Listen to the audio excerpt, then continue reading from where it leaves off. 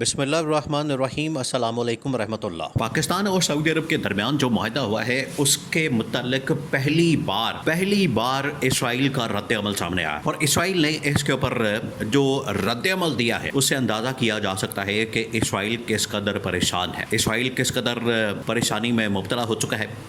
اور اسرائیل کو اندازہ ہو گیا ہے کہ یہ جو معاہدہ کیا گیا ہے پاکستان اور سعودی عرب کے درمیان،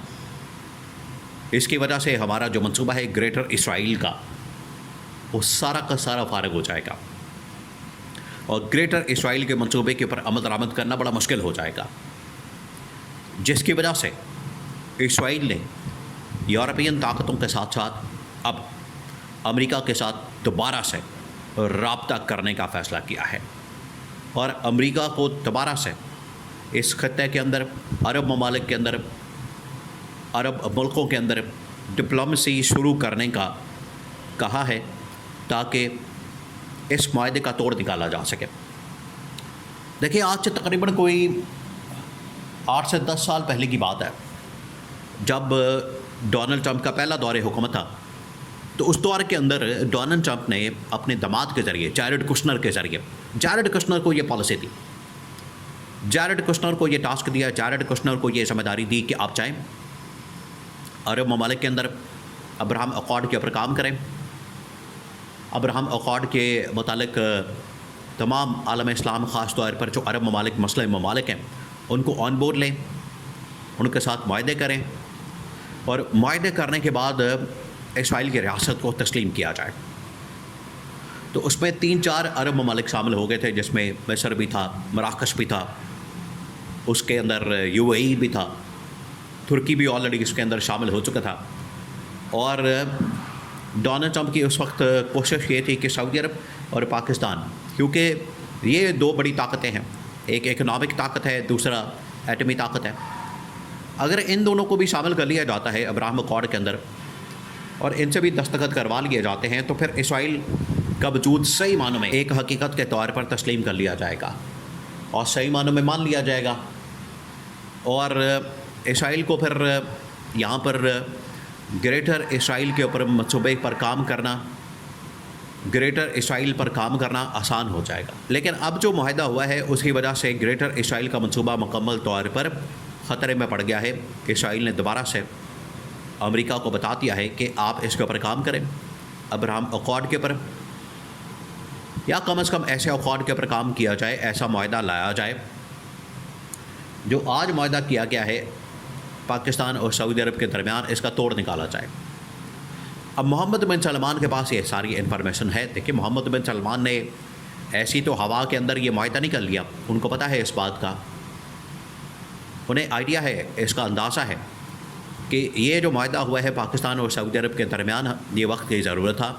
اور اگر ہم یہ معاہدہ نہ کرتے تو ہمیں پتہ تھا کہ اسرائیل اسی سال یا اگلے سال، ویسے تو 2025 کے اندر ڈیڈ لائن تھی، 2025 کے اندر جو ہے یہ 1/4 صدی، تقریباً کوارٹر صدی ہونے کے بعد یہ فیصلہ تھا اسرائیل کا کہ اب ہم نے گریٹر اسرائیل کے منصوبے پر عمل درآمد کرنا ہے، اور اس کی تکمیل کے لیے فلسطین کا جو سارا علاقہ ہے اس کو کنٹرول کرنا ہے، اس کو قبضے میں لینا ہے، اور اس کے بعد اگلے سال میں ہم نے سعودی عرب کی طرف،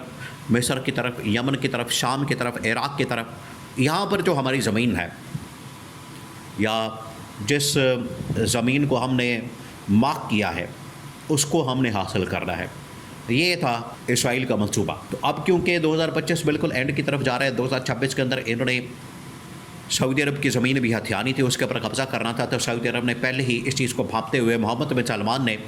سیکورٹی کا بندوبست کر لیا، اور اس کے لیے جنرل عاصم منیر سے رابطہ کر کے پاکستان کی فوج کی سیکورٹی کی ذمہ داری اور ایئر فورس کی ذمہ داری ان کے سپورٹ کر دی، اور کہا کہ یہ اسرائیل اگر یہاں پر حملہ کرنے کے لیے آتا ہے،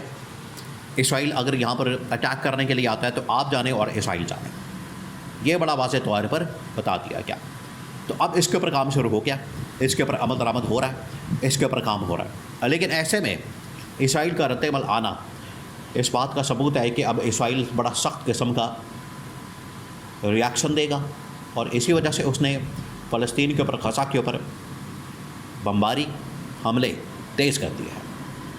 اب پڑی ہے عمران خان کی ضرورت، اب آپ نے اس کو سمجھنا ہے. آپ سین چیک کریں جو اس وقت بنا ہے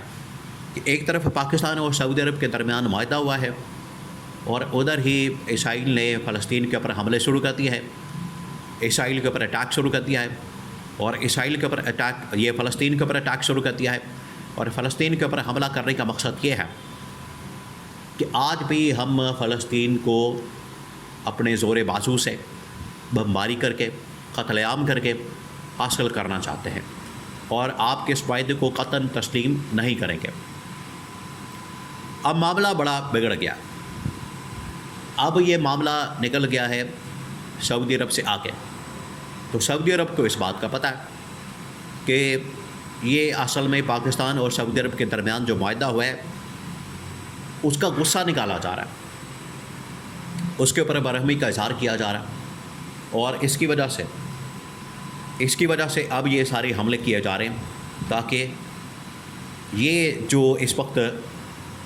معاہدہ ہے اس کو کسی طرح سے ناکام کیا جائے اور ان کو کسی طرح سے بھڑکایا جائے. یہ فلسطین کے اندر حفاظت کے لیے اتریں آئیں اور وہاں پر ان کو مارا جائے. تو اسرائیل فلسطین کے اندر ایک بیٹل گراؤنڈ کھولنا چاہتا ہے, جنگ کا محاذ کھولنا چاہتا ہے, اور یہ ایک ٹریپ ہے. یہ تمام وہ چیزیں ہیں جو کہ عمران خان وقتاً فوقتاً ان کو بتاتا تھا.